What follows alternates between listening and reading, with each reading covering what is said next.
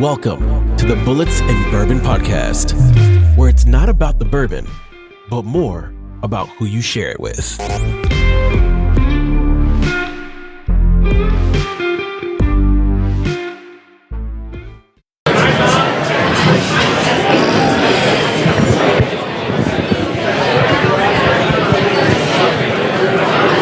You ready? Yep, good. We're recording. Hey everybody, welcome back, Bullets and Bourbon. We are live down at Southern Tier Brewery and Restaurant here in downtown, right? Downtown Pittsburgh. Downtown Pittsburgh.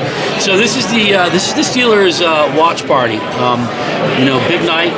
We play the Ravens. Unfortunately, we played in that shithole Baltimore. Yeah, we got an hour till kickoff, and it's pretty packed already.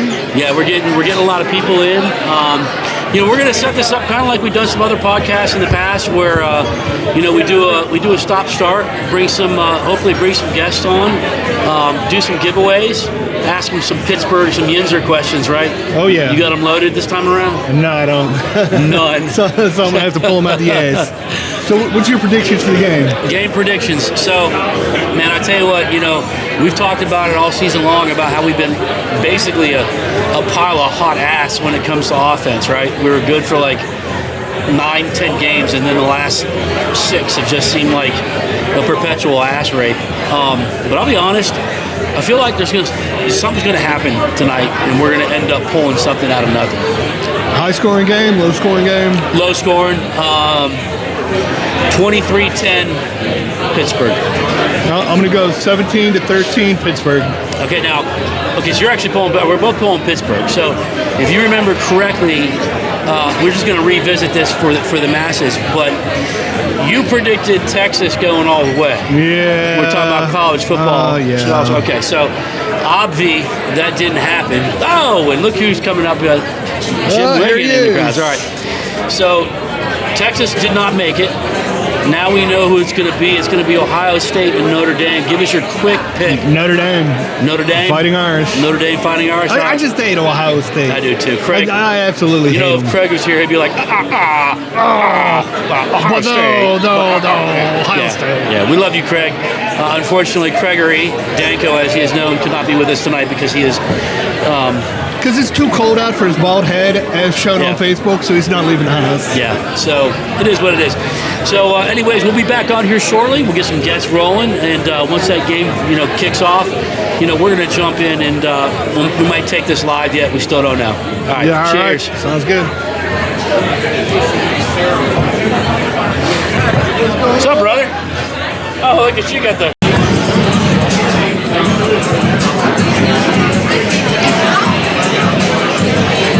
Hey everybody, Jason and Dan and Jim Wiggin are back here down at the Southern Tier Brewery, and it occurred to us as we were watching some of the Steelers pregame, we had a little topic come up, and it was basically the future of Russell Wilson. They're talking about what's going to happen: re-sign him, don't re-sign him, throw money at him, don't throw money at him. Justin Fields, what's your thoughts? He's washed up. You can't throw money on him. No, I don't think it's worth it. I think they brought him in here for this season.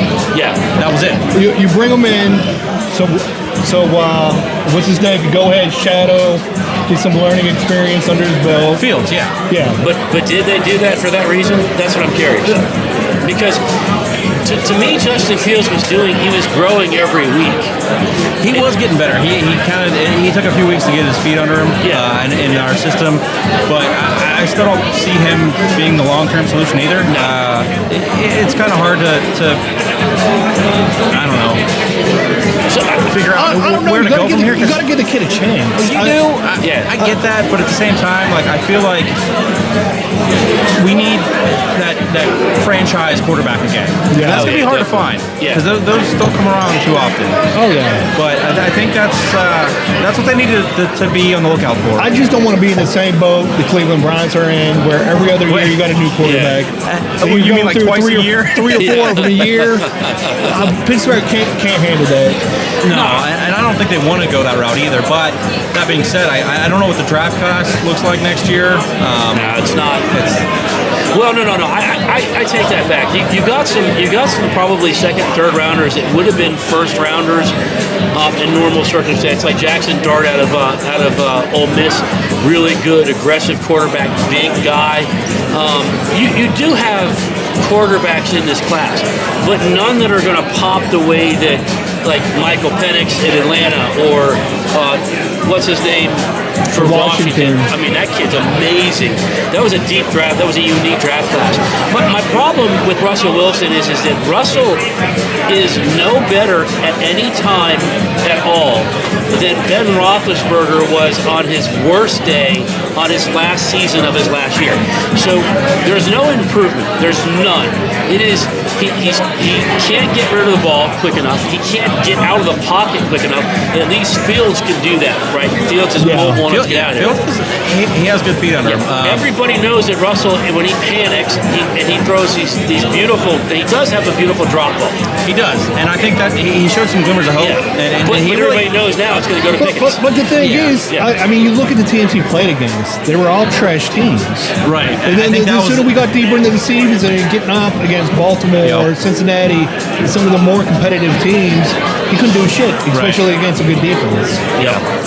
No, I think like you said, it's about time that Pittsburgh fucking gets off the pot and they draft a quarterback in the future. If you're not going to do it next year, come out to the fans and say, listen, this draft class is a no-go.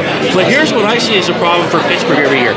Tomlin's ego is so big that he will not take a losing season. You're not going to even get to the point where you can secure a top 10. Well, see, now you just started a whole new topic about Tomlin. I know. As soon as you drop I know. This whole, it drives me crazy. This whole you never had a losing season. Everything. Yeah. We haven't had a playoff win in a decade, 10 years, 9 years. Yeah. So the NFL. What good does that do if you can't win a playoff game? Yeah, you're 100% right. Oh, 100%. The talking heads are like, anybody that ever questions Tomlin, blah, blah, blah. Hey, you know what, talking heads? Shut the fuck up. We have no fucking trophy in our fucking cabinet. Shut the fuck up. Like, Chris Collinsworth, he's a Florida guy. Fuck off, Chris Collinsworth. You're a fucking retard. Okay? Nobody was live when you were playing. I don't think we can say that word in 2025. Oh, yeah, you can. We bring it back? You bring it back. I'm bringing it back. You're allowed to say retard and faggot now. Oh, shit. So, I mean, we're going to get some people on. We're going to bring some people on. We're going to talk about Mike Tomlin. Okay. But, here's the reality. Yeah, I know, right? Yeah.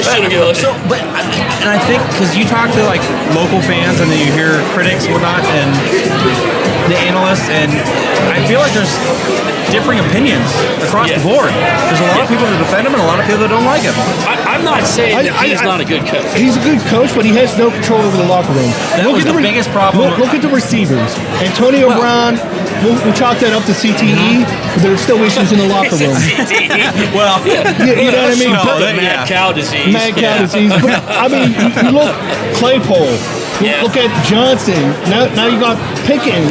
Yeah. You know what I mean? And there's a steady issue with the receivers. This issue was brought up, I don't know, 5, 6, 7 years ago about him being a player's coach. Yeah. Yes. Him wanting to be more of a friend to the players than being a coach. And I think that's a role that he hasn't been able to define. He's coach, right? Yeah. But he's player's coach. Yeah. And when you look at Cowher, he was not a player's coach. He was spitting in your face, cussing you out. I missed that. And grabbing you by your face mask. That was the no bullshit attitude that I miss in seeing, because like Tomlin, like I said, he just wants to be their friend. Yeah. No, you're there to do a job. You're the coach. Exactly. We went to the last game of the season, the Bengals game. We got some tickets, and they were like a military, appreciation pack. So second, they appreciate you so much. They put you on the top row of the stadium. I'm not complaining, but they appreciated us so much. They put us in the north end zone, the upper deck seats. Oh yeah. We were 5 rows from the top. It was -9 degrees. So I mean, I feel appreciated. You feel every bit of that wind chill. So we're up there, and what kills me about Pittsburgh is that the fans are so fucking loyal, right? No matter what. our fans, there's never a paper bag over their heads. I've never seen it. No, you'll never see that in Pittsburgh. Like we don't care. I mean, everybody in that stadium knew that, number one, the game conditions, they suck. And we don't really have a quarterback, and we make some dumb plays. But there was, there's a collective like, hey man, Steelers, Yins get it, When are the fans going to get paid back for believing in Tomlin's mediocrity? That's my thing. You cannot brag about being a great winning coach that's never had a losing season if you don't win shit on the other end. There's a guy in college that's going through this right now. His name's Ryan Day. He's the coach for Ohio State, right? Do you think, Craig and I were talking about this, if Ryan Day doesn't win the national championship, he's good. He's not getting fired. I don't know, because he is not getting fired. Ohio State is such an important game. People know this, that like you've lost to Michigan 4 years in a row. Yeah, but if you're getting up to the big dance, I was gonna say that's a grudge match. When you're talking about rivalries, it doesn't matter how good you are. You're playing with more heart than like any other game in that season. But if you win the national championship, all forgiven, right? Well, if you get to the national champion and you lose rivalry week, who gives a shit? You're still going to the national championship. You went to the national championship. You take a team that far. If you win, I'm telling you, Steelers fans are at the point where we could care less about your record in the regular season being undefeated. Show me some trophy, or show me a first round win. Show me a second round. Go deep into the playoffs, make it entertaining. Don't get blown out. Yeah. It's been so long that it's almost like, when we were talking about doing this Steelers watch party, we were like, well, I hate to say it like this, we were like, well, we better count this. This better be the one. You got to do the wild card. You got to do the wild card game. Might be the only game. The next one. I mean, I'm not trying to be Debbie Downer. No, but there's a pretty good chance there's going to be another game. I feel like Tomlin, he needs to go. We don't have a lot of years left with JJ. We think we do, but we don't. There's a shelf life. There is. I hope there's more than you think. Yeah. I don't know. But I'm saying, so I think now's the time. Part of the issue with the whole coaching in Pittsburgh, if you look back, and I don't know the years off the top of my head, we've had 3 head coaches. Chuck Noll, Bill Carr. Since before I've been born. Yeah. So I like think that's 60 years or something. That's like an ownership thing. I don't know of any other NFL team that really sticks to coaches like that has that kind of loyalty to coaches. So I mean, Tomlin came in pretty young for a head coach. He could potentially have another 15, 20 years here. Oh, fuck no. I hope not. I hope to God not. I hope not either. But as far as the Rooneys are concerned, I mean, what do you think he has to do for them to consider letting him go? They won't. Like one losing season? No, they won't. They won't, because the Rooney, hey, we'll give you an opportunity to rebuild, do what you need to do. Right. This is what they've always given the coach, that long enough leash to go ahead, do what you need to do to come back. Because look in the 80s and early 90s when we weren't winning shit, before Chuck Noll left, and then we got, what's his name in? Coward, yeah. Well, I think there's a bigger question. Is it who controls the draft room? Who controls those picks? Because if we don't draft a quarterback in this or next year, a franchise quarterback. I don't think that's the answer, because you need a quarterback to sit behind somebody, learn and study. I'm not arguing that. There's new age you want to throw draft them. You got to draft them. There's new age you want to draft these rookie quarterbacks, put all the pressure on their shoulders in the first season. Well, when they're not learning the systems. That's a good point, because look at Kenny Pickett. Yeah. Yes. Look what happened to Kenny Pickett. I think the good model of behavior, if you look at what happened recently, was what Atlanta did. They sat Michael Penix behind Kirk Cousins. Kirk Cousins had a rough year, but they stuck with him all the way until week 13. And then it was like, all right, listen, now we're going to put Penix in. And it was a tough time, right? They were going for a playoff spot, but he was bad. And Penix has even said, you know what, I had time to watch and learn. Well, I think that's what's going on with Justin Fields right now. I think next year you'll see a better Justin Fields than you did in the beginning of the season this year. He was still solid. He was winning games. Listen, he's making plays. I don't disagree with you. I just don't think that the Pittsburgh Steelers are going to commit to Justin Fields. I think that they're so stuck on this. Well, we got Russell Wilson for $5 in a cherry Coke deal that they're like, well, fuck, we'll pay him $100 million, and you know, if they pay $100 million, he's not worth it. No, he's. I don't think he has much time left in the league. Maybe a year, 2 years max. Well, the other question mark. But that doesn't answer your question of who's going to lead this team into the future. Yes. Right? Yeah, it's an interim thing. And that's why I think they brought him in here. And again, at that point, I think they did bring him in here for Justin Fields to kind of to be a mentor for him. But I would like you to said, you got to believe give that. Fields a chance. So what do you do? What do you do with the situation though that's in Minnesota where you've got Sam Darnold who surprised everybody had an MVP. He's having an MVP season. He may be the MVP. J.J. McCarthy, who is their number 1 draft pick, who's a hell of a good quarterback, is sitting right behind him, who was supposed to start, but then he had an injury. Sam Darnold's a free agent. If you're Pittsburgh Steelers, do you go, oh man, look what happened. Sam Darnold went to Minnesota where there was minus the dysfunction that exists in the Jets organization, and he turns into an MVP. Do you go look for him? What do you do? Or do you say, hey, we'll take J.J. McCarthy? I don't think we have the capital there. I don't think we have that, cap space. Yeah. I don't know. I don't know how the money works, but I don't know where they're at with that. Yeah. I just know that you can't roll with Russell Wilson much longer. No. If he shits the bed tonight, how bad is it going to be in Pittsburgh for him? I mean, he's already lost 5 straight. Yeah. You know what I mean? That doesn't. You don't want to go downtown. Well, it doesn't give you any confidence going into the next season, right? No, but you're like, why are you sticking with this guy if he couldn't end the season on a high note? Yeah. Well, then you got the offensive coordinator who was the Atlanta head coach. That was a horrible bring in. That's Canada 2.0. Yeah. You know. Yeah. It's baffling to me. Some of the. It's like, oh, we're gonna refresh the system. You know what? We'll take the guy that's just like the guy we fired. What the fuck? Yeah, Atlanta was trash, and then you're going to bring him in? Like, what's he going to do for the offense? How about we bring Brock Purdy? Brock Purdy? I don't know what the answer is. I don't know. I know what the answer is. We trade for the Redskins quarterback. We give them Russell and Fields. We give them the OC. We give them everybody. Pickens. We give them fucking parking spaces, draft stock. Here's my question: do you see Pickens being a Steeler after this year? Yes. I think it depends on what happens. He's still on rookie off the field in the offseason. That is true. Yeah. Because that is one thing that the ownership has been, good about is character. If you fuck up off the field, you're off the team. Yeah.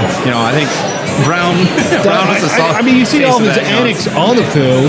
Yeah, and that's.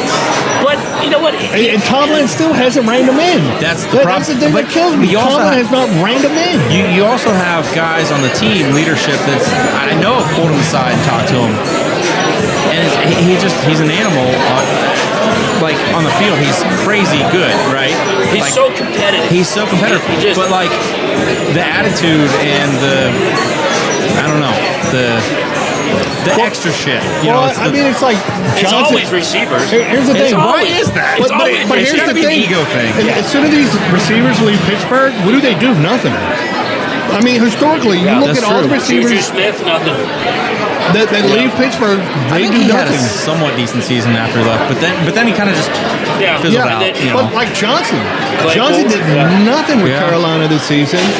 Claypool, I think he's playing in XFL because nobody wants to deal with him because he's trash. Yeah. Yeah. Well, I mean, Le'Veon Bell, what did he do when he left? I don't know. Did his music career take off? I don't know.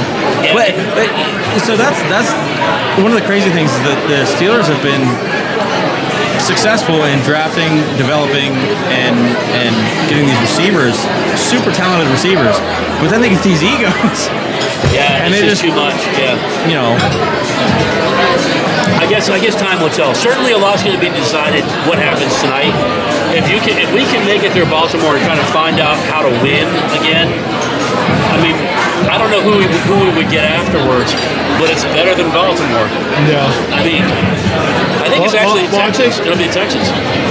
I think, right? I think it's I think it would be Houston. You said Whitney Houston? We're going to beat them like Whitney Houston? Yeah, we're going to beat them like Bobby Brown. We're going to beat them like Bobby Brown? We're going to do it like Bobby Brown. I don't know. Folks, we'll see. We're going to take a short break and come on back here a little bit, maybe try to get some of the Patreon. See, you know what's on my mind. Some of the guests here and jump on and give us their 2 cents. See you in a few. Chill.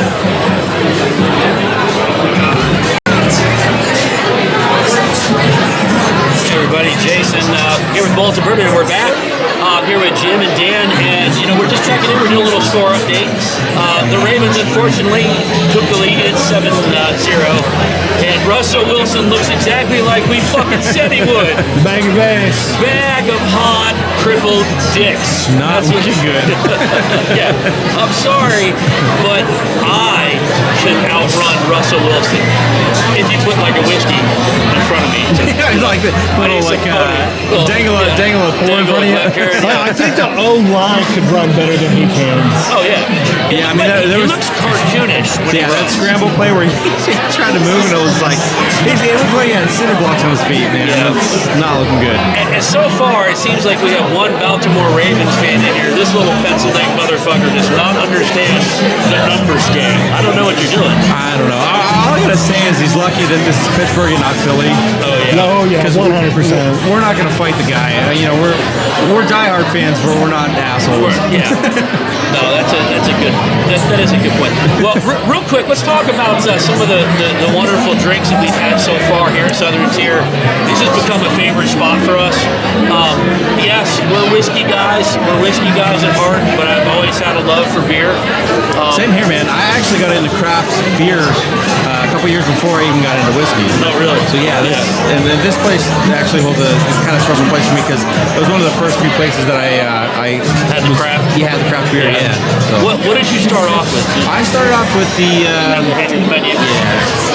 The Finn and Matt's Extraordinary Ale, which I think is what Southern Tier was kind of founded on. Oh, really? Okay. So it's a pale ale. That was really nice. Now I'm drinking the Citra Fog, which I love as the an Citra Fog. IPA fan, like I was looking for something a little bit kind of New England style, which it is, but lower ABV, and this is only 6%. Yep. Really good citrus notes. Well, we had a discussion about alcohol ABV, right? So I think your like math wasn't math then, bro. So, my math ain't great, so I'm thinking like, well, if this is 10%, then I can have 10 of those, and it's equal to like what my normal pour whiskey is, and that's not the case. No, Not quite, no. You're looking at volume. You know what? Now. I kind of want to do that challenge, just not here where you have to drive home. At your house, let's do 10 pours Of beer. of 10% beer and see how you feel. Yes, I want to see that. And then the next day we'll do 1 2-ounce pour and see the difference of effects. Listen, this body is built whiskey tough. Built like the goddamn Michelin Man. That's a bad motherfucker. Listen, hey, you don't get to make fat jokes unless you're fat. We talked about this too. I'm getting there. All right, listen, there's a rule. If you're fat, then you're in the fat club. You get to talk shit about fat people. Double X. Yeah, you're in the fat club. That's yeah, what I'm wearing, brother. We're all in the fat club. So yeah, okay, you can that's all. All right, so the first beer I had when I came in was the Pittsburgh Brew Sherry Stout, and it was good. Dude, you would go straight for cherry. You're a fucking cherry addict. What I do? Cherry cola. Cherry cola. I had something loaded, but I'm not gonna say it. I'm not gonna say it. I'm gonna say it. Well, we're saying all the words. My next pour was the tiramisu, and that was... Of course you went for a fucking dessert. That was fucking tiramisu. That was dope. You like that? I will say I did try that, and the coffee note in that was fantastic. Yeah, that was really good. I could drink those all day. That's a dangerous one because that is the 10%. That's 10%. And that does not drink. Like I've had stouts that taste kind of boozy when they're higher fruit or higher ABV. That does not drink like that at all. No, that was like dessert. Now I've moved on to the Pittsburgh Brewed Brown Betty. And that one, I don't know. I can't even. It's cinnamon and like I don't know. It's just not that tiramisu. It's just not. It's not You nearly. want to go good. back to that tiramisu, don't you? I do, man. I'm about to have me a big old slice of tiramisu. What have you been sipping on, Care Bear? Yeah, I know. You're gonna give me shit. Right, you had the kind of a creamy looking drink. So the first drink I had a mojito. Okay. I mean, it wasn't bad. Then I had a espresso martini, and now just a double whiskey. Espresso martini. Double whiskey. What kind of You whiskey turned did into a you have? basic bitch. Yeah, this is the Southern Tier smoked whiskey that we've tried good. before. Good for. Their smoked whiskey is good. Yeah. Yeah. We've gone all over the house. Nice. And they're all decent. They're all good. The smoked one was really good. Yeah, I remember. So when I did get into whiskey and I came down here with some friends for dinner one night, I remember trying the smoked whiskey in an old fashioned, and it was a damn good drink. Yeah. Yeah, they make those. The only problem, and I think we've joked about this with the owners or the staff here. They don't have a great distribution network set up yet in PA. It's tough. No, it's hard to do. I think their like distillation is pretty small scale. Yeah. From what I understand. Especially next to their beer. Yeah. Well, yeah. I mean, it's probably a lot easier and more affordable to get your beer in other states than it is to get. Oh, 100%. Just the 100%, yeah. Their beer, their seltzers, ready to drink. Yeah. But they have something with their whiskey. Their whiskey is good. It's not like Wiggle. Oh shit, did I say that? Oh, we'll say it. We gotta stop beating around the bush. We don't care for Wiggle. Some people do. You like what you like. You don't like what you don't like. Wiggle sucks. And we all I've stay diplomatic. No. I'm not being Ambassador Jim. I'm just gonna say I like to support local, and I've tried. I've done several tours there. I've done several flights over the years, and it just never got It's better. like supporting Well, diarrhea. You You sound don't like really somebody. want diarrhea. He sounds like somebody who thought maybe he was bi. I tried the gay thing over and over, but just that dick in the ass, I just couldn't get used to it. So Hey, $20 is $20, brother. Tell you. So anyway, we can't say enough good things about the treatment we get down here in Southern Tier. It's a great place. It's a packed house tonight. Great vibe, great treat. The food was delicious. I had the cheesesteak finally. It is freaking legit. Nice. And What was the that? dip? What was the dip? That was the jalapeno dip? jalapeno popper dip, and it comes with these like not hard toasted, but like soft toasted pita slices. This shit is fucking delicious. Fucking, yeah. It was You said pita, right? pita. Pita. Pita. Did I say that wrong? The animals. Yeah. Let's go, Pita. Oh, you think this one said penis? I thought you said penis slices. Yeah, penis slices. No, it'd be awkward. No, not really. Yeah, it is what it is. $20 is $20. I'll say the beer has been better than the game so far. Yeah. The beer is definitely better than the game. We will check back in as we get closer to halftime. We're going to do some giveaways, hopefully get some people on. Right now the mood is not super thrilling. No. But we're going to get there. We're going to get there. We believe that. So here's to the rest of the first half. Cheers, and we'll check back with you guys later.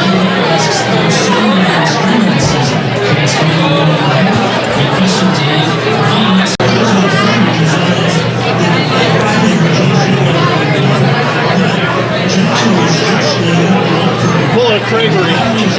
Hey everybody, welcome back to Bullets and Bourbon, and we're at second quarter here, 8 minutes left, and no movement on our part, but we do have a guest on, local restaurant patron Sam is with us, Steelers fan, right, big time? Absolutely, born and raised. Born and raised here in Pittsburgh?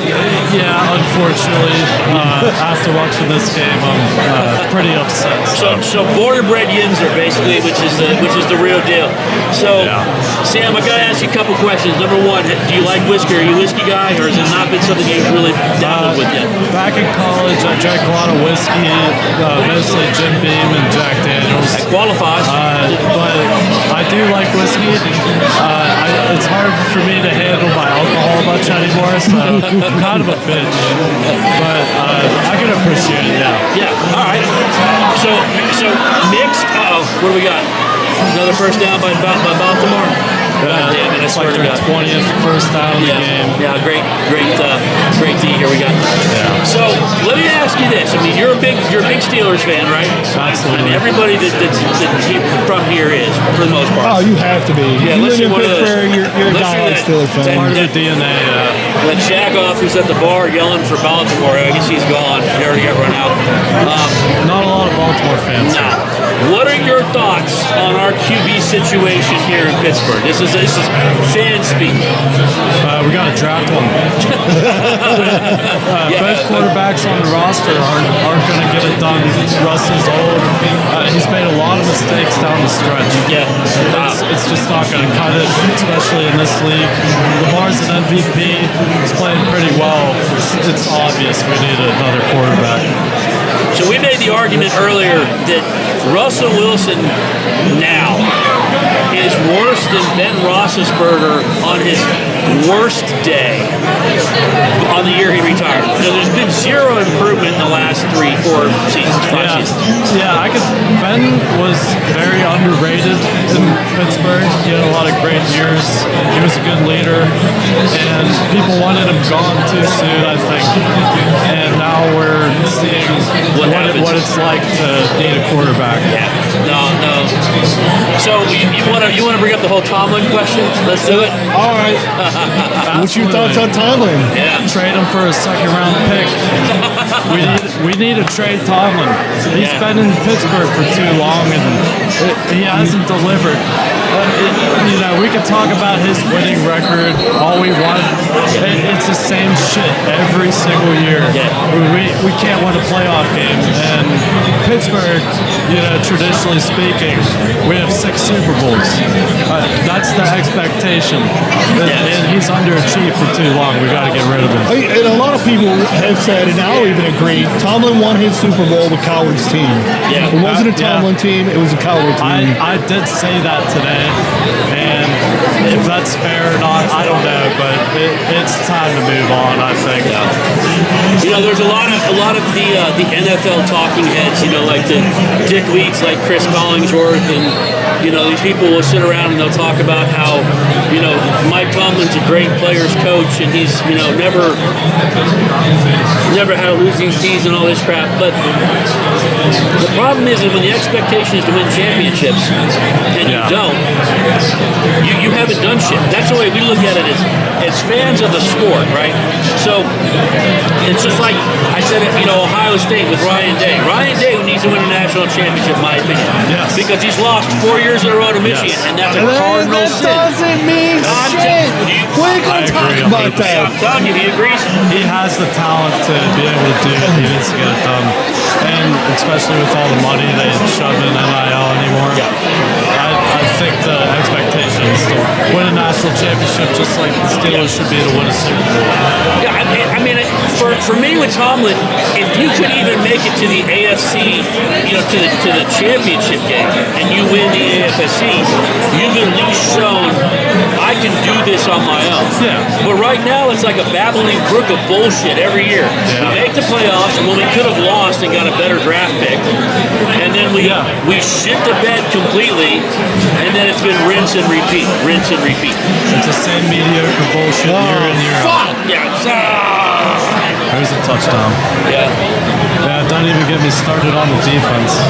Yeah, it feels like the defense has been on the field the entire season. That is true, yeah. And they've blown the big third down plays.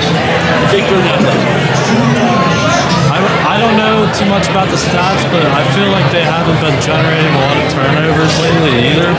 And that's usually their bread and butter. You can't win games if your turnover margin. What are your thoughts on Najee Harris this year? You feel like he's underperformed expectations? I mean, he had another 1,000-yard rushing season. Yeah, he is consistent. I think he's going to be asking for too much money, and it's too easy to find another running back. Well, you got Warren. I'm wearing a Warren jersey right now, and he's undrafted. I mean, we could go find a running back, and I think Najee's replaceable. We need a receiver, we need a quarterback. So are you in the of the mindset of you draft a quarterback and you sit him behind, I don't know, Justin Fields, or you let him learn a year, or do you kind of taking that Atlanta Falcons approach that they did with Michael Penix, or the Washington feed him to the fire? Yeah, it's tough because we're going to have a draft pick in the 20s. It's not going to be a high draft pick, so you won't get a Michael Penix. I think for the Steelers, it would be better to keep Fields than Wilson, just because he's younger. He's a little more potential. His ceiling is still there. His ceiling's a little higher, so he can develop still, and he could be good one day. But I think you still got to draft a quarterback, bring in some competition, and see what you can find, man. So what would you think about the prospect of maybe Sam Darnold being signed for the Vikings? I like that idea. I don't know if the Vikings would give him up, though. Well, they got J.J. McCarthy behind him. That was their number one. Right. So, I mean, I would be like, hey, we'll take J.J.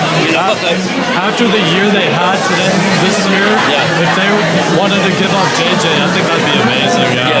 They'd bring him in. And keeping him as their franchise quarterback, which is a huge deal. So I like that. It's a curious question.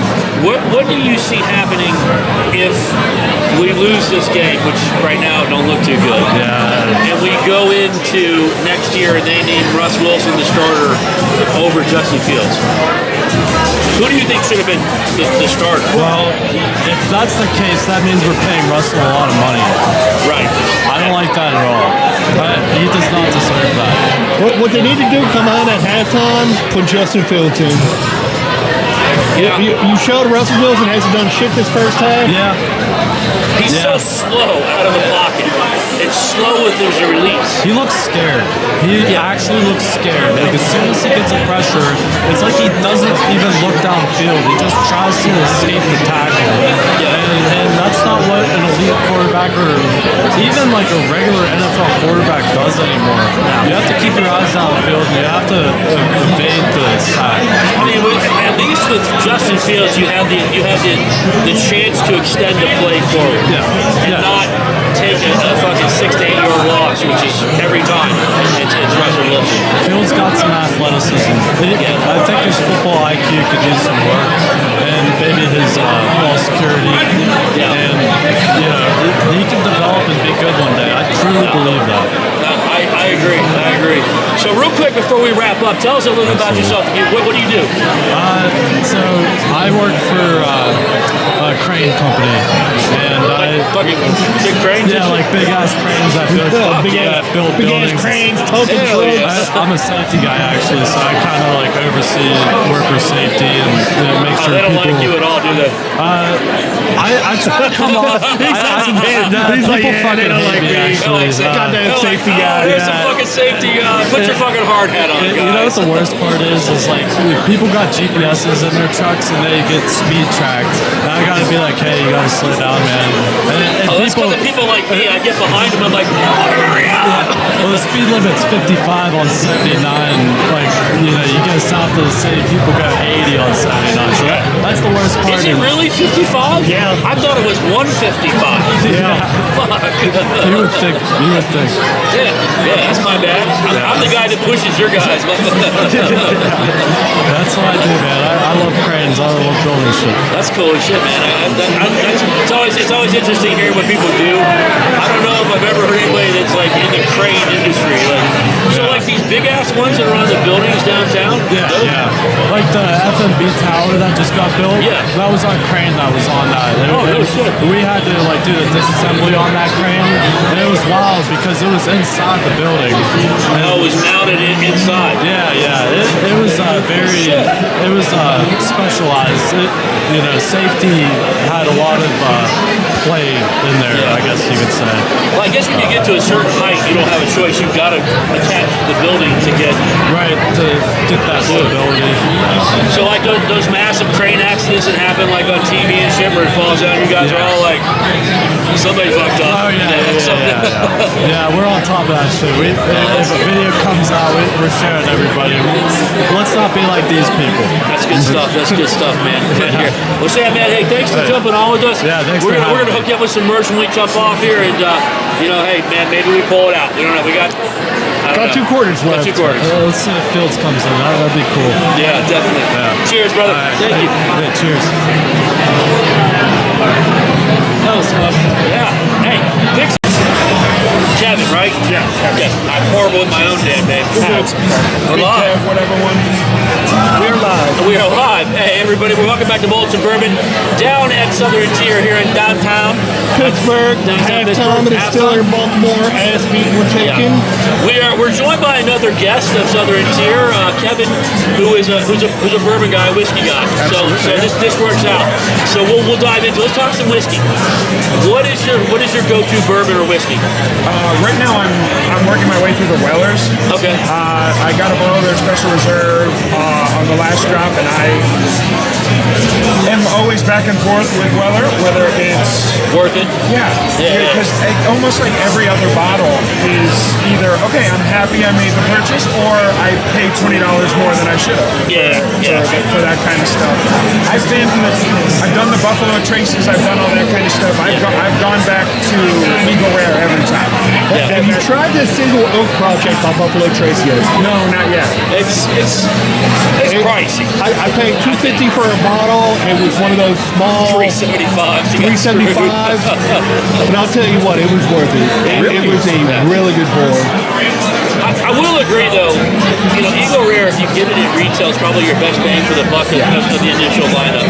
I like 107, Weller's Antique 107, the best, even over 12. And I remember the days when you could get Weller 12 like it was nothing. It wasn't the rage of bourbon and whiskey wasn't out there yet. Now it's, everybody chases the horsies.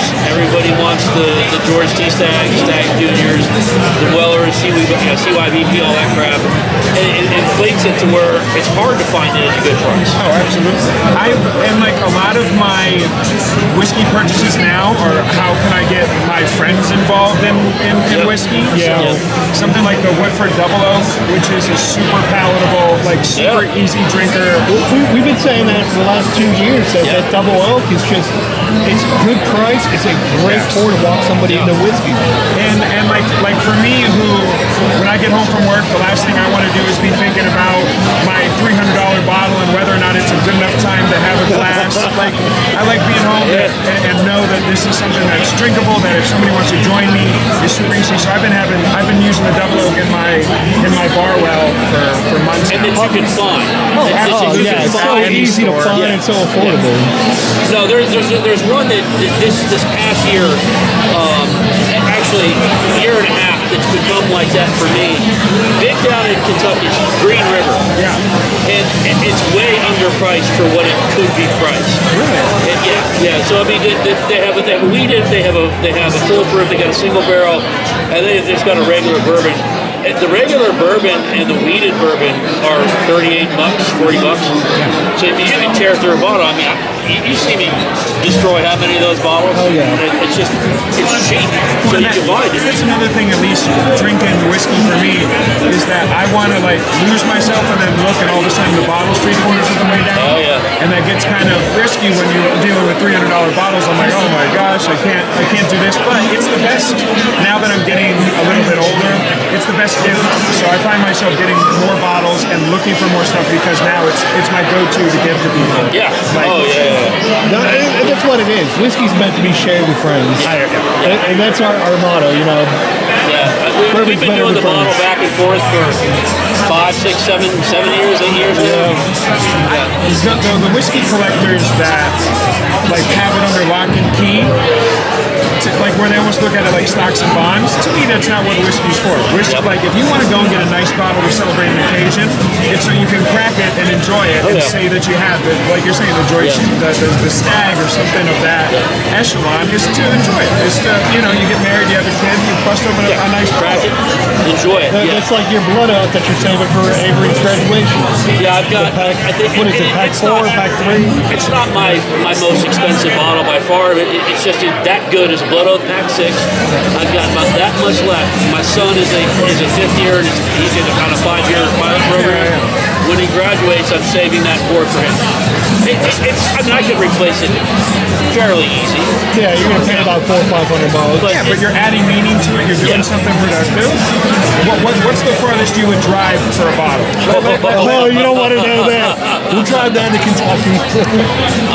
Was it worth it? Was the drive Florida? worth it? Okay. Yeah. So everywhere we go, we've hunted. Yeah. And that's part of the fun we that's part of the fun. And usually we do it like around a family vacation or like we're doing a huge Louisville trip where we're gonna sit down and interview some distilleries down there.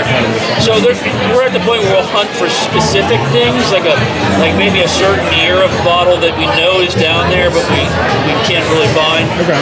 If you strike out, you strike out. Or you may find a good craft one that you're like, this is Broken Barrel. I'm huge into craft. Yeah. Yeah, the Broken Barrel was a good one. Barrel. You know.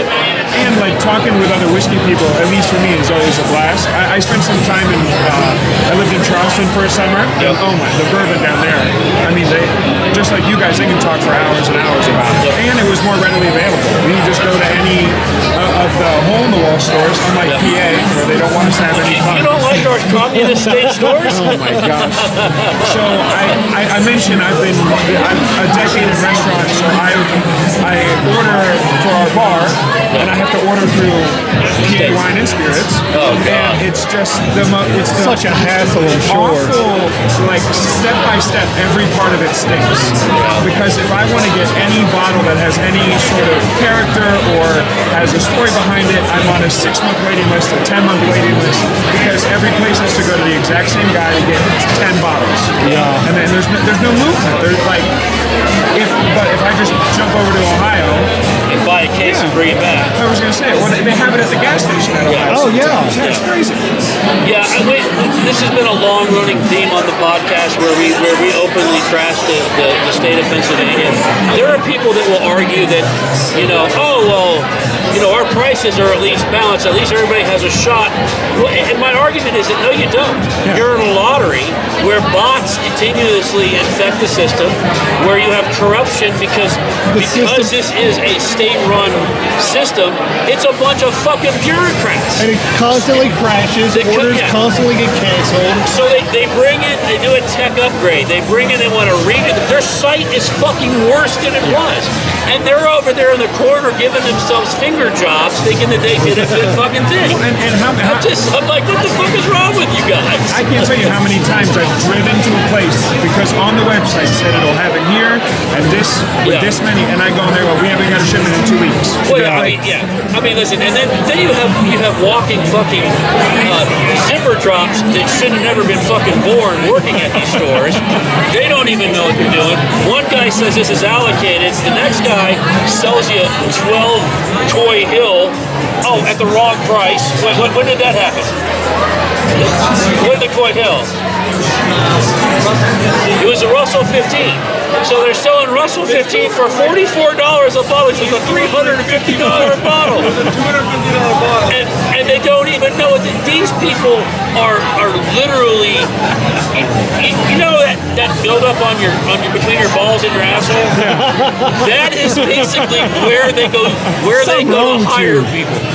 We all have it. At some point, we all have it. Don't act like you don't have it, Daniel. You're drinking something close to what looks like whatever that bullshit is. So you know what it is. You enjoyed it. It was good. The chocolate martini. The espresso martini. It was good. It's not as good as my tiramisu. The upper and the downer. Alcohol brings you down, caffeine spikes you back up. Yep. Stand balanced that today. See, but what I wish with PA is that I wish you guys ran a liquor store. Don't want us. You don't want us to run a liquor store. I do. I think like against the state running it, I'd much rather have two guys that like give a shit about whiskey. Our stock would be shit. It'd be all cracked. Yeah. It would just be your party. We would be moving shit out the back door illegally, 100%. Yeah, I've worked for the government my entire life. I have zero respect for the government. I think that's how it usually goes. Yeah, it's a healthy distrust of the people that I work for. No, I think states that have good models. Florida, Wisconsin, anywhere. So Texas. I believe in the free market. Are you going to have like ABC that has a vault that you've got to pay into? Well, yeah, you will. But here's your choice. If you are a loyal customer, one day you get to open that vault, walk in, and you're guaranteed to be able to buy whatever's in there. Well, I've played the lottery now 7 years. Every time. I haven't even gotten the faintest fart smell of winning. So you're like against all the raffles and everything that they do? I think it's just, I think if you could eliminate bots, number one, if you get rid of bots, if Philly didn't get all the shit, instead, if it was equally split. Yeah, like it was distributed equally across the state, yeah. I feel bad for the people that live in like the Poconos, or maybe they live in like Wilkes-Barre or these little rural areas. They don't get shit. You know, I mean, everything takes a backseat to Philly, and I gotta believe a lot of that is because of the mob influence that goes back, 60, 70 years, and they know they can move the shit across state lines and resell it at higher value. Oh, yeah. The moment that you open free market up, it damages the bureaucracy's ability to make money for themselves. To have their finger on the top of it. Yeah. As soon as guys like you can open a store, they lose all of their. Now, Total Wine may get that profit margin, or ABC, or any number of the large ones. But you know what? They went out and started a business, so good for them. So. Do you guys have like a Holy Grail bottle? I think we all do. What's your Holy Grail? I don't really have a Holy Grail bottle. I mean, we usually go after and get what we want when we need to. We do our top 5 every year of what we've had in that year. There's still some bottles that, because the Tornado batch, the E.H. Taylor Warehouse C Tornado batch. Yeah. I don't know. I don't know if I have a particular bottle. Yeah. I know that there's certain bottles that I really, really want to add, and I probably won't find again. So, and some of them aren't that big of a deal, but like High West for a long time did a bottle called Yippee-Ki-Yay. Yeah, I know exactly what you're talking about. And then they discontinued it. Yeah. And I loved it. And it used to be something you could get for $50. And I was down in Florida visiting my brother. We walked into a liquor store and guy had them up on the shelf for $50. This was a couple years ago, and I'm like, am I hallucinating? So I'm not short. I'm jumping up trying to grab this son of a bitch. We bought him out, and now I'm down to my last little bit. It's just a love of something that maybe I had a long time ago, or there's a memory tied to like buddies that I served with or something like that. I think that's a cool thing about alcohol in general is it like brings back I had this at the wedding or this year. Yeah. It's definitely almost like having a favorite hoodie. Like you put the hoodie on, you're like, I remember when I was doing this or that. Same thing with a nice bottle.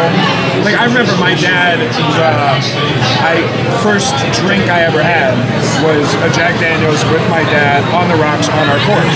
Jack Daniels was Jack Daniels, but Jack Daniels is the first place in my heart. I'm a Jack Daniels. I'm a huge Jack Daniels guy. So. See, I'm not, but you got me with that Sinatra. Yeah. That Sinatra changed everything. Then the 12-year Jack. Yeah. That's another good pour. Listen, it is. It's so much about memory. Yeah. It's about who you were with when you shared it, a certain phase or time or season. First time that we reconnected after serving together, we were overseas together. We served together.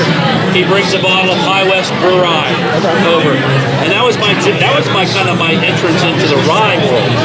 Was that bottle? Well, every time I see a bottle of rye, it brings us back to reconnecting 7.5 years ago after not seeing each other for almost a decade almost. Yeah, almost a decade. Really cool. So it's that thing. I mean, plus we're fucking drunks.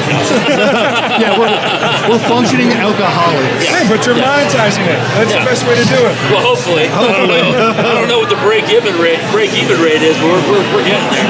So, do you guys have a do not touch bottle at home where you're like, this one will stay sealed? No, because if I do that, they'll touch it. Yeah. You'll go in and start twisting. I mean, we always like cracking and sharing it and just enjoying. There's a couple bottles after they get down so low, you kind of hide it for a special occasion. Yeah. Like the wild turkey voyage I had. we've had some accidents where one of our other guys, Craig, has where he had a party over at his house, and he's got a massive collection as well. And I guess the guy went downstairs and cracked open a bottle of, what was it, Coy Hill? Coy Hill. It was a hard batch of Coy Hill, and like poured it in with some soda and mixed it up and just put it back on the shelf. Craig saw the cracked bottle. He was like, "What the fuck?" The guys walk around with a Jack and Coke. He's like, "Oh, it's just a pretty good Jack," and he's like, "What are you doing?" It's almost sacrilegious. Yeah. So yeah, not really though. What about you? Anyone that you Nothing. have? I mean, because it's the same. First of all, I'm not liquid enough to have nice bottles. You know, I'm not like financially. I can't have the $500 bottle. Right. I don't touch. But I sold a kidney. hey, I'm looking into it. Yeah, he gets blowjobs. So, You got to show me your guy. Hey, $20 is $20. Hey, with this economy, you got to do what you can on the side. It's rough out there in the hood. I had an E.H. Taylor that I was saving, and then when I graduated, we cracked it. So that was that celebration. And then I got broke. You know, like I started had to pay back school loans. So Life happens, yeah, right? I got the special reserve growler gifted to me, which was again, it's $120 bottle, it's nothing crazy. So that's my celebratory one that I'm working through right now. And then at work, I do research all the time, where I'll test out different stuff and go back and forth. But I'm getting more into beer now because I work at a fried chicken restaurant, so fried chicken and beer go hand in hand. They do. I mean, it's the best. Yeah. We have really good chicken, and slamming a beer with it's the best part. What restaurant is that? The Eagle. It's downtown. Okay. Yeah, I know where You know where it's at? Yeah, You it's go check it. right on Penn. It's right across from the theaters. It's nice. Yeah, it's Southern comfort food.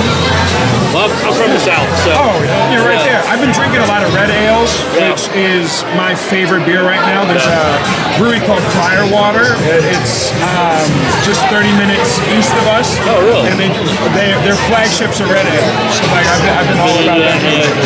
Well, fried chicken sounds good right now, though, I ain't gonna lie to you. I'm sick of it. I had it like every day for 6 months. So now I look at fried smell chicken. of it, you're like, fuck fried chicken, right? Yeah. That's cool, man. So let's talk some football for a minute. Do you think we have a chance to come back? What is it, 24-0 right now? Made it across the opposite side of the 50. Yeah. 21-0? 21, is it 21 up? 21-0. Oh, they didn't score again. No, but we just forced the punt. Okay. And now we're back on our own 2-yard line. This is the most frustrating season as a sports fan for me. Because the Penguins got out to that awful start. I know they're clawing back in. The Pirates are the Pirates. And then the Steelers teased me for 14 weeks. I was like, we're going to have a successful team. No. And then those 3 games in a row, I'll give them. But losing that game to Cincy is ridiculous. It's like that really hot chick at the bar, and all night long she's running her hands on your legs, and then she's like, let's go back to your place, and you're like, I'm knocking this out. Then you get back, and she's like, I gotta go take a shit. Yeah. And it's like, your whole night's just turning out. Well, I said it from the beginning of the season. The Steelers played nobody. They played a bunch of busted-ass teams. They look halfway decent. And then you go up against somebody that's actually decent, and you can't do dick. And I've been a staunch Tomlin supporter. Yeah. I have, like, I damn near haven't seen a losing season in my lifetime. So I'm about to be 25. So, I mean, It's been good for you. I've been very spoiled. But this isn't worth it to me. So Going 10-7 and then losing in the wild card isn't worth it to me. when you had a shot to clinch the divisions five games ago. Yeah. So we posed this question to Sam, who we had on earlier. I have my opinions about Tomlin, but is winning and having a winning season enough in Pittsburgh? No, not in Pittsburgh. No. We're the city of champions. It's what everybody refers to us as, because that's what we do. We win football games, but we win the football game, the big one at the end of it. Not the ones that really don't fucking matter. No, not the week 6 matchup. Yeah. I mean, one of the things that I think has really gotten in the way of fixing the Steelers or getting a franchise quarterback or getting some good draft picks that are higher up is the fact that you managed to pull out a winning season, so your draft pick is higher. Then you shit the bed in a wild card. Well, the thing is, even with the draft picks, I'll give it to the Steelers. They're very good at drafting in free agency. Very good. I agree. But you're not going to get a franchise quarterback. No, it's that we definitely have more hits than misses. It's because we don't shoot many shots. When we do sign a free agent, or when we do like trade out for somebody in the draft, we usually do our research. Yeah. But at the same time that this winning culture is so valuable, I also think it is a change. Because if we even think about changing the mold a little bit, everybody freaks out. Yeah. So winning has become not just so contagious; it's become its own virus. It's almost like, well, we can't have a losing season, but we want to win it all. Well, sometimes you've got to lose to win. I don't think one or two rookies is going to change that. No, it's not gonna. And imagine this defense that we're wasting. Oh, yeah. On historic levels, this defense has performed for a decade, and we haven't won a playoff game. The prime of JJ's career. TJ Watt. And we've already gone through the prime of Hayward's. And we wasted away Minka. We wasted away Minka. All of a sudden, Minka is a liability in the he was 15 yards away making interceptions, and now he gets a pity Pro Bowl and then gets stiff-armed on primetime by Derrick Henry. Like we're not giving anybody a chance to even feel like they can win this football game. Yeah. Well, and I remember when Minka came here from Miami, he was pumped. He was like, I'm going to win football games. And then he gets here and he's like, where's the quarterback? Yeah, well, it's because now we got Canada 2.0. Yeah. Oh, that's another, Arthur Smith, the buzz around that name, I was happy to see. I was like, okay, somebody that's not in our system. Week 2, I was like, it's the same shit over and over again. You can't bring in the Atlanta head coach who shit the bed in Atlanta and expect different results of Pittsburgh as an offensive coordinator. And when does this become Tomlin's issue? Yeah. When does the 5th offensive coordinator that doesn't work out become the head coach issue? Well, I think to some degree it really became his issue 3 seasons ago. I think 3 seasons ago Tomlin should have been the problem is that culture of winning is that we as the fan base want to win too. Yeah. So you get you give him this pass over and over again. Well, the reality is like, dude, maybe you should go to Tennessee and try again there with this mindset you have. It's not working in Pittsburgh to win past the regular season. I agree. I was talking about this with my buddies. If Chicago calls and says you can have our pick in the first round for Tomlin, who says no? Nobody. I don't think so. I'll take that top 10 pick, and I think he would crush it in the Bears. I think the Bears need a restart anyway. They need this. We got a touchdown! We got 7 points. Here we go. Is that Kelvin Austin? Dan Jefferson. That's a Florida Gator. There we go. No, I think you're right, and then I think you turn around and you go to Detroit and you hire that offensive coordinator. Oh, Ben Johnson, give him whatever money he wants. Do you want blowjobs? He'll give you blowjobs. I know a guy. Look it up. $20. But that's something the Roonies will never do. No.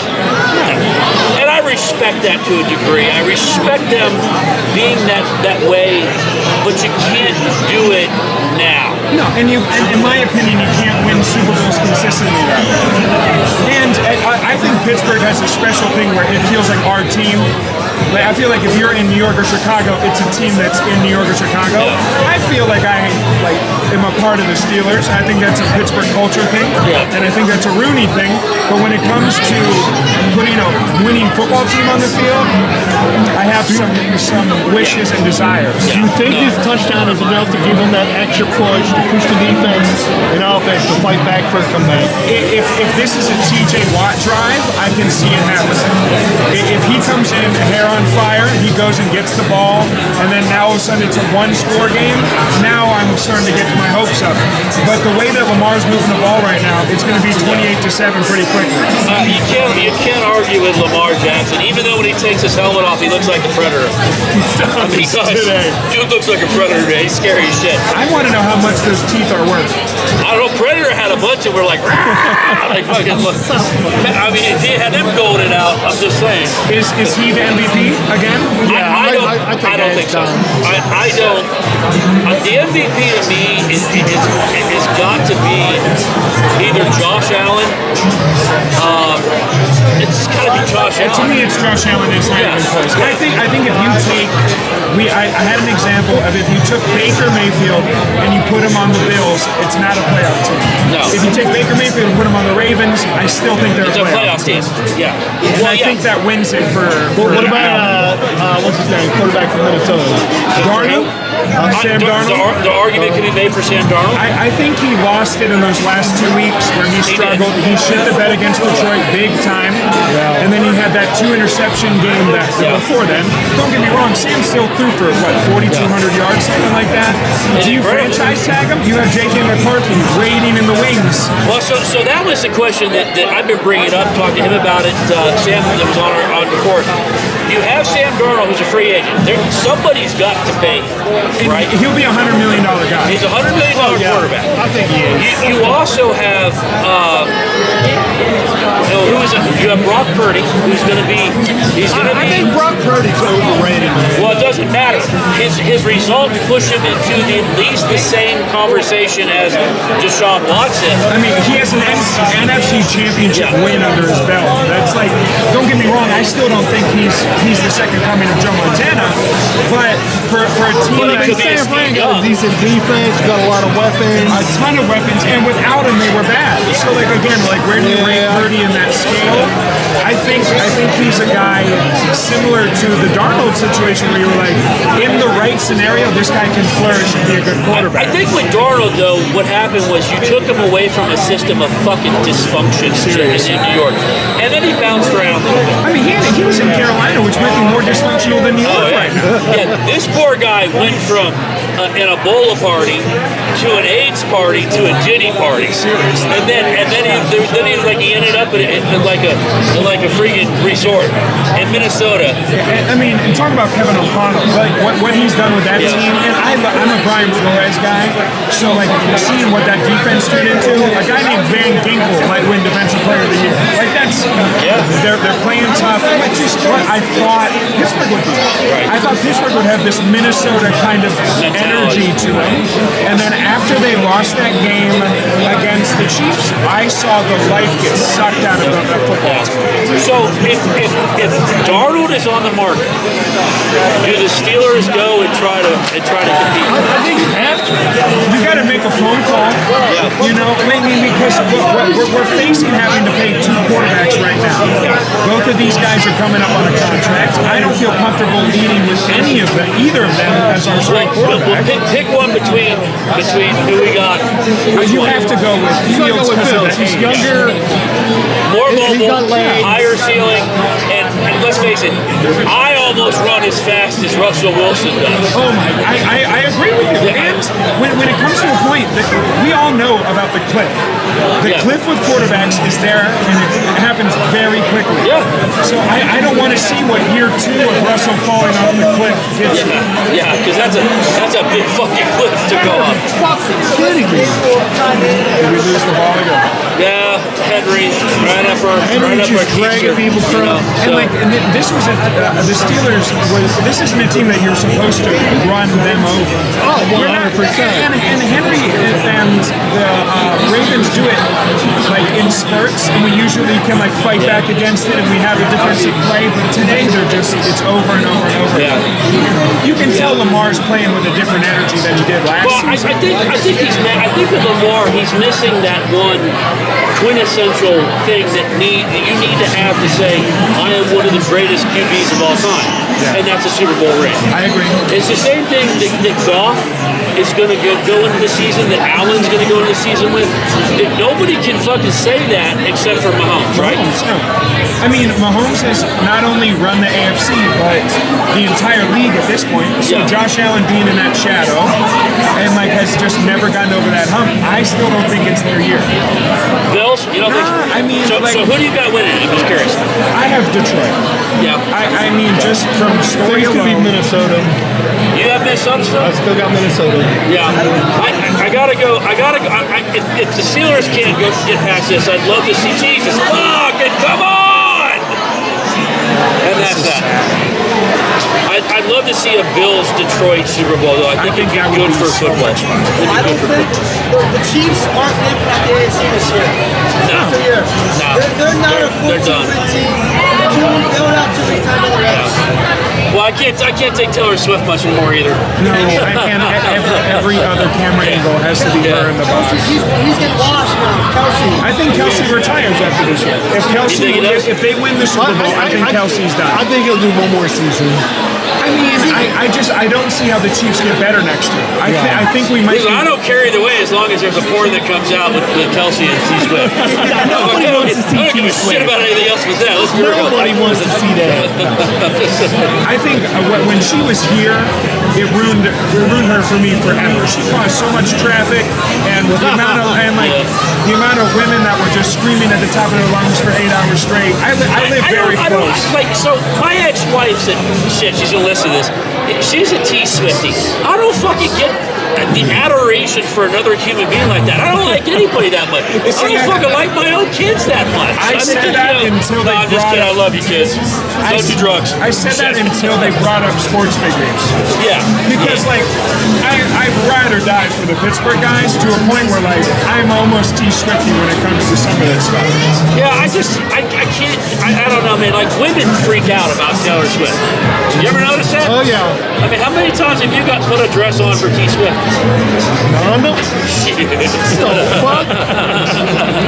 Okay, we're gonna wrap this up, man. Thank you so much Thanks for having being me, a guest guys. on. Love having you. Hope you check us out. Of course. Guys, we'll be back on here in a little bit. I have a question on all podcasts. You guys have a big on the AFC. What now? You guys Everybody, Jason here with Bullets Bourbon. We're back, and this is our last little segment. We do have another guest on, Zachary, who's a huge Pittsburgh Steelers fan from Pittsburgh, right? This is your Tomlin area, right? Pretty much, yeah. Pretty much? Right around. Yeah. So, game is not looking too good right now, is it? No. What do you think? What's your game analysis so far? Hit us. In my opinion, even though Najee Harris has been a 1,000-yard rusher the past couple of years now, I still think they're putting too much pressure on him and Warren and the running game in general. Yeah. And I get that Russell Wilson isn't what he once was. Yeah. But to say it mildly. yeah. I still think that we're putting too much pressure on keeping Tomlin's never having a losing season record. I think we're putting too much pressure on trying to keep that record alive, so we're stuck in this like pattern of Mediocrity. Yes, for lack of a better term. Yeah, that's been the theme tonight. You know, we talked to Sam and then Kevin and then the other guys that were on here. And everybody keeps going back to this. It's great you've never had a losing season, but you ain't done shit. I'm fairly certain that we haven't won a playoff game since 2013, I believe. Yeah, it's been over a decade since we won a playoff game. It's been a while. Yeah, and the problem is that when you have a winning season, it looks good. If you don't do shit in the postseason, it's horrible. But then you screw yourself on being able to move up the draft board to get some dynamic, game-changing future players. Agreed. We have to constantly rely on players like Russell Wilson, Mike Williams, those like former greats that are now just okay. So we fall into that pattern. I think that the way that I'm looking at it right now, and I'm not trying to point any two specifics out, but the way that I'm looking at it right now is that we had Kenny Pickett, Mitch Trubisky, and Mason Rudolph last year, and we finished 10-7. Right. This year, we have Russell Wilson, Justin Fields, and Kyle Allen, but he's not really even involved with the conversation. And we still finished. Unless things change pretty quickly, we're going to finish 10-8. 10-8, yeah. So actually worse. Yes. Yeah. Yeah, you know, that's interesting. Yeah, I think you're the first person that's kind of brought that record up, that comparison of we had 3 shit quarterbacks last year, so they say. Yeah. We've got 3 shit quarterbacks this year. I don't understand why we start Russell Wilson over Justin Fields. I feel like Fields has more of a ceiling we could get to. He can at least extend some plays out to a degree. We've got 50 seconds left in the fourth quarter. We're down by 2 touchdowns. I mean, this is it. We're 10-8. It's over. I'm thinking there's been a couple times just tonight alone where I've seen where Russell Wilson has made decisions with the football that I think Justin Fields, like Russell Wilson's made those decisions and finished with either a gain of nothing or a loss of yards, where I think if Justin Fields is in the game, we get even just a yard or two is going to make a difference whenever we're finishing with 3rd and 8 and 3rd and 6. I think one of those moments we watched and we were talking about it. We were pissed. 4th and 15, you have to get a first down. Yes. And you throw the ball into 4-on-1 coverage. If it had been Justin Fields, you couldn't have dropped that many dudes back because the threat of him taking off would have been too much. Oh, 100%. And everybody knows that a fucking wounded gazelle, an amputated gazelle, runs fucking faster than Russell Wilson at this point. I mean, I don't understand the logic. And here we are. The game's over. It's wrapped. Yet another postseason where we're going to talk about, is Mike Tomlin the guy? And I will contend that it's time to move on. The biggest issue I'm facing right now is just like, I don't do any of the extra stuff. I just watch the games and I talk to my friends about the season. But the issue that I'm going to have when it comes to this year, at least last year, you could defend Mike Tomlin by saying that he had only those 3 guys at quarterback. Yeah. This year, he has 2 people, one of which has won a Super Bowl. The other one, in my opinion at least, even when he was in Chicago, I felt that he had the ability to make it to a Super Bowl or win a Super Bowl even. So this year, there's literally nothing I can defend Mike Tomlin with besides the fact that, I don't know, it was hard adjusting with the new quarterbacks compared to last season, but at the same time... Or you went out and you hired an OC that was a carbon copy of Matt Canada. Exactly. Yeah, well that too, but Justin Fields, he's growing and growing game by game in the beginning of the season. He's getting that confidence, he's understanding the offense, and he's growing each game, and then until Russell Wilson's healthy, sorry, you're sitting the bench. Yes, Russell Wilson looks good against the scrubs, New York Giants, and who else we played? The Raiders. The Raiders. Oh, he's phenomenal. It's the old... You're playing trash-ass teams. Yes. Of course you're going to look good. I can go get a high school quarterback that's going to look phenomenal playing against the Raiders or the Giants. Yeah. You let Fields grow, you give him that responsibility, and then once he fails, you continue to fail. Okay, now let's look at the opportunity or chance of putting Russell Wilson in the game instead of Fields. The way that I'm looking at it right now is that obviously now, literally actively as we speak, the season is over. We have lost. Yeah. I think you tried the experiment with Russell Wilson. You tried signing on that veteran and trying to get some experience into the offense. I think that at the end of this season, you let him walk. Yeah. And in my opinion, at least, I feel even if it's only for a 2 or 3 year contract, I say you try Justin Fields because, in my opinion, at least, it's better than you sign Justin Fields who has some experience in the NFL under his belt, rather than going with and trying to get a younger quarterback straight out of college to where you have a team you can build on. I think that Justin Fields has the talent to be able to, you can build on him and be an actual playoff team, not somebody that has a record under over 500 that can squeak into the playoffs and get blown out in the first round. So let me ask you this: what do you think about the idea or the experiment? Okay, we saw Sam Darnold, right? He goes from a dysfunctional as fuck Jets team, right? Goes to Carolina. It's probably more it's like going from a whorehouse to an Ebola house, right? Finally ends up in a situation where he's in Minnesota where there's a good culture, flourishes. Fucking all-pro, maybe MVP. I mean, he's definitely in the MVP conversation, but I think It's going to go to Lamar Jackson or it could. I am a Steelers fan, and I genuinely believe that it could possibly go to Joe Burrow. So, well, I get that the Bengals haven't been good. But the way that I'm looking at it, right, they're talking about like Josh Allen, Lamar Jackson, like those kind of guys. Lamar Jackson, without Lamar Jackson, the Ravens are there's still a wild card team at the they're bare still good. fucking minute. Yeah, we've heard that many times. Yeah, the Bengals or the Bills. Well, this is an argument for both. The Bengals or the Bills without Josh Allen or Joe Burrow. They're not even coming close to the playoffs. They're not. And I get, especially for the Bills towards that, but I get that the Bengals still have guys like T. Higgins and Jamar Chase. But if you don't have a quarterback that can get them the ball, all they're doing is running around a bunch. Yeah. No, the Ravens are very much like the Steelers with a very good defense, strong position players. The difference is they have a quarterback.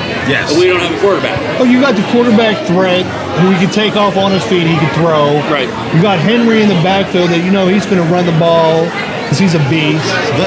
But they don't got a strong receiving core, and they're still a threat. Yeah. That's exactly what I agree with, is that it's nearly impossible to guard a read option whenever the people you have to pick from are Lamar Jackson and fucking Derrick Henry. Yeah. You're not going to be able to defend that confidently. Pick your poison, right? Literally. Pick your poison. One of them's going to get 12 yards because he's untouched, and the other one's going to get 14 yards because he can break 7 tackles. It's a sound argument. It's one you can't ignore. So I guess my question is, if we had the chance to go after Sam Darnold, because Sam, he's going to demand $100 million at least, and they have J.J. McCarthy. They've got a little bit of a quandary in there. They're either going to offer Sam Darnold a substantial contract that's going to make J.J. McCarthy expendable. Yes. So do you try to go for Sam Darnold or J.J. McCarthy, or do you say we're going to continue with the experiment? We're going Justin Fields, and then maybe next year's draft class will be, I don't know, fluid with quarterbacks, with up-and-comers. But see, in my opinion at least, too, Justin Fields is still pretty young when it comes to the line of quote-unquote quarterbacks, because even though he's considered right now one of those dual threat kind of guys, even before Russell Wilson tried to come to the Steelers, and even with the Steelers season right now, he was still looked at as, yes, he can run, but most of the time he's passing. I think Justin Fields, in my opinion, the only way I could possibly approve of the Steelers in contact with the with the Vikings when it comes to quarterback at all would be is if Justin Fields verbally and publicly expresses his desire to not be on the Steelers anymore. Because in my opinion, if Justin Fields still wants to be on the Steelers, I think even if the next upcoming draft classes are horrible with skill positions or anything along those lines, I think that because one of the main things we have to remember is that one of our rookie linemen that we signed, which I'm fairly certain was in the first round, was Troy Fatanen, and he's been out all season, hasn't been able to play because he had knee surgery. So then he may come back next year and he might not be the guy. He might struggle with that injury and have lingering effects. But if he comes back and he's even remotely decent, we have an all-pro center in Zach Frazier, who's been in the top 10, in the top 3 conversation on centers in his rookie year. He comes back. Broderick Jones, a lot of people do not like him, but in my opinion at least, you got to realize this is I believe his second season in the NFL. How many times do you look at C.J. Stroud? People come into the NFL their sophomore year and they have a sophomore slump. Even though it's not technically a sophomore, they still struggle in their second year in the NFL. I think if you build around the wide receiver position mainly when it comes to Justin Fields, I feel that if you leave our line healthy to start the season and you build around the wide receiver position when you have Justin Fields, even if you because I know that one of the big conversations this offseason is, do we let Najee Harris walk? I think you let him go. Even if you let Najee Harris walk, in my opinion at least, the way the Steelers' offensive scheme is set up is that if you get any pretty much any running back in the entire NFL. If you get him on the Steelers, he's going to be a 1,000-yard rusher. Yeah. Just with the amount of touches he's going to end up getting. So if you let Najee walk, you sign Jalen Warren to some rinky-dink mediocre contract that just he's happy with and wants to stay on the Steelers. If you build around him, especially if the Steelers can get some guy like Cam Scatterboot in the second round of the draft or something along those lines. Arizona State, that boy's a beast. Yeah. But the thing is that he's a beast, but he's projected to drop to the second or third round. Yeah. So if you can get a guy like that or something along those lines to where you have that ability, sort of like what the Ravens are doing this year with Lamar and Derrick Henry, that dual threat where you can run a quarterback read play and either Cam Scatterboot or Jalen Warren or Najee Harris or whoever it is gets it, and you have Justin Fields able to tuck that and run, you have that opportunity to then switch to, because Mike Tomlin's publicly come out and said that he doesn't want to throw the football and be blowing teams out by 28 points. He wants that. He wants that control of the time, of the possession. And he's horrible at clock management, which he's shown time and time again. Listen, I wholeheartedly agree with you, but I'm just saying what Mike Tomlin has come out and said.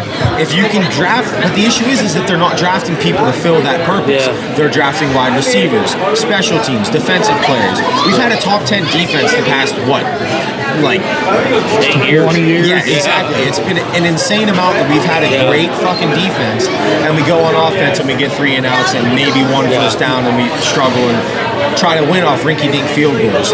But once again, one of our biggest offensive weapons this year, Chris Boswell, we got to realize we got him in 2015. He's not going to be with the Steelers much longer before he starts having sort of what Justin Tucker had this year with the drop off, where he's less accurate, doesn't have that power he had. It's you're on a timetable. The reality is that the teams are on a timetable. If the Steelers, in my opinion, within the next 2 years don't make a move to win a Super Bowl, they won't win one for the next 20. Because I can agree with that. Yeah, and that's coming from, I've been a Steelers fan since Byron Leftwich and Charlie Batch. Like we should have had one with the 3 Bs. Yeah. Like, how do you not win a Super Bowl with the 3 Bs? That group? Yes. Yeah. Well, I think that goes back to coaching. But yes, agreed. I mean, this is going to be the ongoing argument. I think, Zach, I got to be honest, you have given the best detailed 100% analysis of everybody tonight. I pretty much work, follow the Steelers, and sleep. That's about it. I mean, who's your pick going into the rest of the playoffs, going Super Bowl? Well, my honest pick is I would love it to be a Lions and Bills Super Bowl. That's what I said. I would love the Lions and Bills. I think the entire country wants to see Detroit Buffalo. But what's going to end up happening is Chiefs and it's going to be Chiefs and Eagles or something along the. But see, I'm a Steelers fan, but once again, I was born in Indiana County, Pennsylvania. Pennsylvania, born and raised. So I love the Lions to death. I love Aiden Hutchinson. I'm a Michigan fan when it comes to college. Gotcha. So I would love it if the Lions made it to the Super Bowl, but if the Lions and Eagles are in the AFC Championship, I was born in Pennsylvania first, so I'm going to have to roll with the Eagles. Okay, I know, that doesn't sound good, but Saquon Barkley went to PSU. Philly's in Pennsylvania. Is it though? Is it though? Philly's its own little country. Speaking, it is. It's like Chirac. No, I mean, good enough. Well, man, listen, I cannot thank you enough for jumping on with us, man. It was a lot of fun. Tell you what, I want to give you some merch on the way out the door here. You probably have dozens of these, but you can never have too many paper towels. Oh, yeah, no, you can never. Hey, thanks a lot, man. I appreciate it. Thank you. All right, guys, thanks for joining in. We're going to cut for a little bit, and we'll see what's what. All right. Thank you, guys. That was a lot of fun. Yeah, you bet, man. Definitely. Hey, check us out. You can give us a like and follow. Hey, everybody, Jason here, Bullets and Bourbon. We're back for our final little segment before we wrap it up. Go home and sleep off a nasty beer hangover. And a shitty fucking Steeler loss. Fucking shitty Steeler loss. But before we go, we are joined by M Squared, as we are going to call them. M Squared. Emma and Emily, right? Emmy and Emily. E&E. Just go E&E. M Squared. M Squared. All right. So ladies, tell us about where you're from first. Nanny Glow, Pennsylvania. Where is that? It's like close to like Johnstown area. Yeah. Do you know where that's at? I'm a Florida guy. I was born and raised in Florida. Where? Yeah, huh? Altoona. Oh, okay. Yeah. Yeah, it's not too far. Okay, all right. I've been there. I get that. Okay, students. I just graduated like 2 weeks ago. Oh, congratulations. 2 years ago. 2 years. Okay, where we graduate from? Yeah. St. Francis. IUP. IUP? Indiana University. Okay. So what do you you guys partied do? the entire time. You didn't go to class. Yeah, I've heard that about IUP's IUP. the party school. Is it? I work in mental health. Oh shit! Fuck us. Oh, we're screwed. we're gonna be a case study. Oh Jesus! Yeah. You want to? I got so many questions right now. What kind of mental health? So we do like involuntary commits to the hospital. Oh fuck! Cut this shit. We got. What'd she say? Involuntary commitment. We gotta get out of here, dude. Listen. Our foot is we're 1 foot in the door of a mental institution. Hey, I had to involve over at Germany. I know. I don't want to fucking. I'm a little fucking. I'm off put a little bit. He's nervous. He's nervous at me. Oh, that's so okay. I like you. Good people. All right. What do you do? I just graduated with a degree in comm media, so I want to be like a news reporter. Like I have applied at news stations in my area and stuff. So and I have got accepted. So I start in 2 weeks. Oh, where at? WJAC in Johnstown. Okay. Okay, cool. All right. So you say you've done podcasting before. I have, yeah. So it's a pain. What do you think? Pain in the ass? A little bit. It's a little nerve-wracking because I'm a sports person too, so obviously I like sports and I like talking about sports, but when it gets off track from sports, I get a little nervous because I'm not. It's like changing gears. It's kind of yeah. So we tend to do that. We're whiskey, but do you girls drink whiskey? Yeah. Okay. What's your go-to whiskey? There we go. No. Harry? Go ahead. I don't know. I drink any whiskey, really. Any whiskey. Any I whiskey. don't like Jameson. I won't drink Jameson. All right. I respect that. That's the whole thought. It just almost ugh. Oh, James Korea did it for me. I can drink Jameson like water. No, I'm getting sick thinking about it, dude. All right, what about you, E2? I'm not I don't drink anything, I'm not gonna lie, but I like Red Stag, like Jim Beam Red Stag. The flavored stuff? Yeah, I like flavored stuff.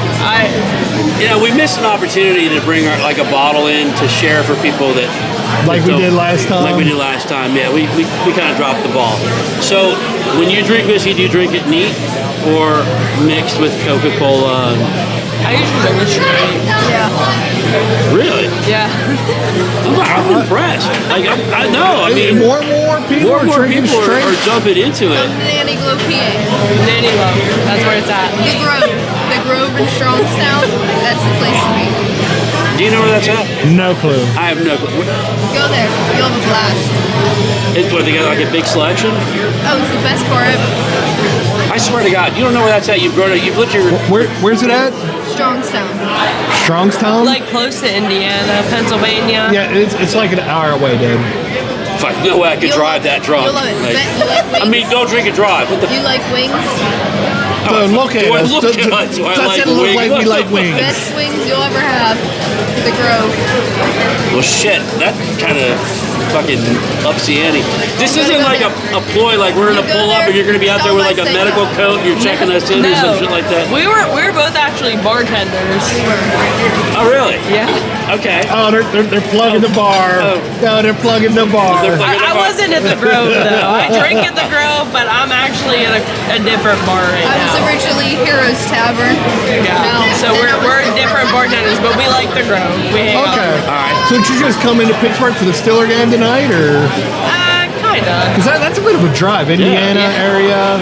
I've never been to Pittsburgh area to drink before, so really? I'm kind of here to hang out for a little bit. Let me guess, you guys are What going. about you? What? Oh, You're going to Tequila Cowboys next, aren't you? Oh, yeah. Maybe. We'll see. Well, they're going to Tequila Cowboys next. Hey, yeah, listen. Okay, let me ask you this. What kind of music do you girls listen to? You can go first. Mostly country, but really anything. She's different than I. She's different. We're not the same. Yeah, we listen to I listen to 90s alternative, like grunge and like metal and stuff. She's in a Little band. Nirvana. She's a drummer. Yeah, I play in a band. Yeah. Get the fuck out, really? Yeah, I'm What's a the drummer. band called? It's called Era X. It's Is that like there was a bad X at some point? No, it's because it's like Generation X, like Era X is kind of where we got the name from, but It used to be Emmy and the Geriatrics. true, because it was me and my dad and all his buddies. But now it's me and my dad and my buddy. Who? Josh Gallagher, who's on The Voice. I've heard of him, You yeah. look just like him. Is that good or bad? No, you look a lot like him. Okay. Not Did bad. he do good or did he fuck up? No, you did pretty good. No, Okay, he did. fuck it, I'll He take did it. good. There you go. Win-win. Win-win. So, if you like country music, There we go. Pitch Andrew Dixon. have you ever heard of a country singer called Andrew Dixon? Oh, I need to know some songs. Fuck. Way to put me on the spot. Cowboys ain't cool. Cowboys Ain't Cool. That's his most recent single. He's up and coming. And he's going to be hopefully playing Tequila Cowboy this summer. And Southern Tier. He's a Georgia boy, so he's real country. Not that sounds fucked up, doesn't it? Yeah, no, Yeah, I mean fuck real Gary. country. Yeah. I mean, Yeah. So check him out, Andrew Dixon. I could bring him up with the phone, but I'll look him up. yeah, better. I'm still a little worried about the whole mental health. I got an hour and a half drive home. I'll The listen. mental health thing got me like really checked out. Yeah, like literally, like you're talking to a couple of vets with PTSD. It's like we're already, like you said, mental health. We're like, oh fuck, they finally got us. They got us. This is a trick. It was a trick. So okay, big Steelers fans, right? right. Okay, what did you think about tonight? They should have played Justin Fields. See, that's what I said from the get-go. At least if they didn't start him, they should have brought him in at the second half because Russell Wilson wasn't doing Wilson shit. hasn't done good the past couple weeks. They should have used Fields. He started off the season pretty good. I would have stuck with him. Have I not been saying that the entire night? But you were just talking about how Russell Wilson's sexy and Really? he's got good hair. and Hey, shit. $20 is $20. That is true. I just think it's disappointing the last couple of years we get to the playoffs and we can't finish in the playoffs every year. And that's what's disappointing to me. I think we have a decent team. I don't think we're not playoff material. I just think that every year we get to the playoffs and we can't finish. So fire Tomlin or keep Tomlin? Tough question. I think Tomlin, if he made better decisions, keep him. Okay. I think that's the big thing. You bring in another offense coordinator, like I said, Canada 2.0. And then you got your defense on the field the majority of the game. They don't get no rest.